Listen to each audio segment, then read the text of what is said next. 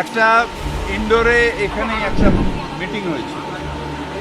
সেই মিটিংয়ে মুখ্যমন্ত্রী বলে দিয়েছিলেন যে আপনাদের হয়ে যতদূর লড়াই করার আমরা করি। সেই বিশ্বাসটা রাখলেই হয়ে যেত, এত গণ্ডগোলের দরকার ছিল না। দেখুন, এইভাবে মানুষের ওপর অত্যাচার, এটা আন্দোলন হতে পারে না। ওখানকার সাধারণ মানুষ, তাদের অ্যাম্বুলেন্স যাবে না, পাড়ার মানুষের অ্যাম্বুলেন্স যাবে না, পাড়ার মানুষ অফিসে যেতে পারবে না, সল্টলেক অবরুদ্ধ থাকবে। Teacher is not to do revolution, teacher is to teach. বেশিরভাগই মানুষ চলে গেছে, যারা টিভিতে মুখ দেখাতে যায় তারাই ওখানে বসে আছে। ওষুধ কিনতে যেতে পারবো না, আমি চাকরি করি বলে রাতভর আটকে থাকবো, এটা কোনো আন্দোলন হতে পারে। এখন আমাদের সারা ভারতবর্ষে হয়ে গেছে লুক বেঙ্গল। ওখানে আস্তে আস্তে পেশাদারি হতে হতে খরচাটা এত বেড়ে গেছে যে সাধারণ মানুষরা গিয়ে আর ওখানে ছেলেপিলেকে পড়াতে পারছে না। কিন্তু আমি ধন্যবাদ জানাই আমাদের মুখ্যমন্ত্রী মমতা বন্দ্যোপাধ্যায়কে, যে এখানে অ্যাম্পল অফ ফেসিলিটিস, এতগুলো ইউনিভার্সিটিকে রেকগনিশন দেওয়া, এতগুলো নতুন নতুন কলেজ স্কোপ করা, তাতে ছেলেপিলে, আমাদের যারা ছেলেপুলে আছে, যারা আমাদের আজকের প্রজন্ম, তাদের এডুকেশনে আমাদের এখানেই যথেষ্ট এবং প্রচুর স্কোপ হয়ে গেছে।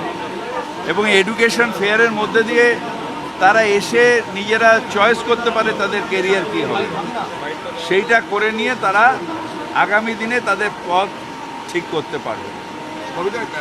বিকাশ ভবনে যে আন্দোলন চলছে, এই সমস্যার সমাধান কীভাবে হবে? মানে ধরুন, সেখানে শুভেন্দু অধিকারী যাচ্ছে, সেখানে তারা আবার সাহায্য চাইছে, জট কীভাবে কাটবে? একটা ইনডোরে এখানে একটা মিটিং হয়েছে। সেই মিটিংয়ে মুখ্যমন্ত্রী বলে দিয়েছিলেন যে আপনাদের হয়ে যতদূর লড়াই করার আমরা করি। সেই বিশ্বাসটা রাখলেই হয়ে যেত, এত গণ্ডগোলের দরকার ছিল না। তাদের বলা হয়েছিল যে আপনারা ক্লাসে ফিরে যান। বেশিরভাগই মানুষ চলে গেছে, যারা টিভিতে মুখ দেখাতে যায় তারাই ওখানে বসে আছে। বেশিরভাগই যারা যারা সেই সময়কার যারা যোগ্য, তারা এখন কিন্তু অনেকেই আছেন যারা বিভিন্ন স্কুলে ক্লাস করছেন। কিছু মানুষ আছেন যারা এখানে প্ররোচিত হচ্ছেন, যারা তাদের বিপদে ফেলে দিয়েছে তারাই আবার বিপদে ফেলার জন্য করছে। তার কারণ teacher is not to do revolution, teacher is to teach. যখন সুপ্রিম কোর্টে এই রিভিউ পিটিশন যাবে, তখন নিশ্চিতভাবে বলা হবে এতগুলো স্টুডেন্টের শিক্ষা ব্যবস্থা বিঘ্ন হবে। কিন্তু তখন যদি কেউ প্রশ্ন তোলে যে শিক্ষকরা তো আন্দোলন করছে, শিক্ষায় তো যায়নি, তখন তাদের বিপদটা বেশি হবে। কিন্তু এখন তো ছুটি চলছে না না, ছুটি চললেই তাকে করতে হবে তা না। অনেক জায়গায় আছে যারা কোর্সের জন্য, অনেক স্কুল আছে যারা এখনও ক্লাস করছে, যাদের বিশেষ করে 11, 12 বা 9-এর ক্লাস করছে। কিন্তু যেভাবে অবরুদ্ধ করে রাখা হয়েছিল, অনেকে অসুস্থ হয়ে পড়েছিল বিকাশ ভবনে 8:30টা পর্যন্ত। দেখুন, এইভাবে মানুষের ওপর অত্যাচার, এটা আন্দোলন হতে পারে না।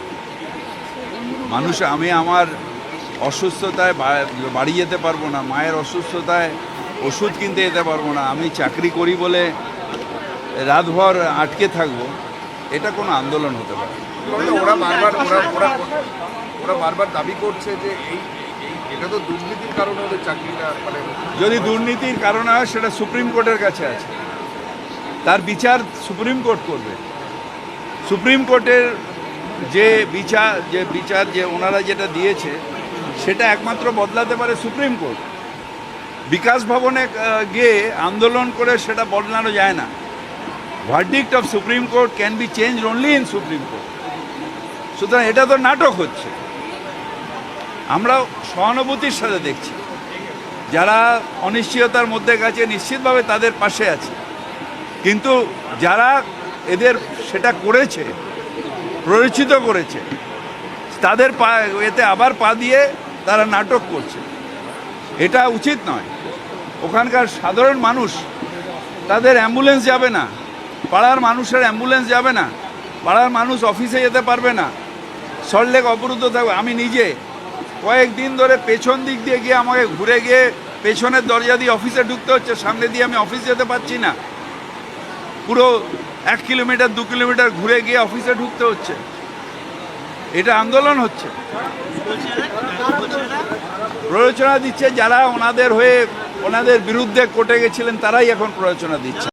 বাংলা হান্টের আরও খবর দেখতে নজর রাখুন। বাংলা খবর মানেই বাংলা হান্ট।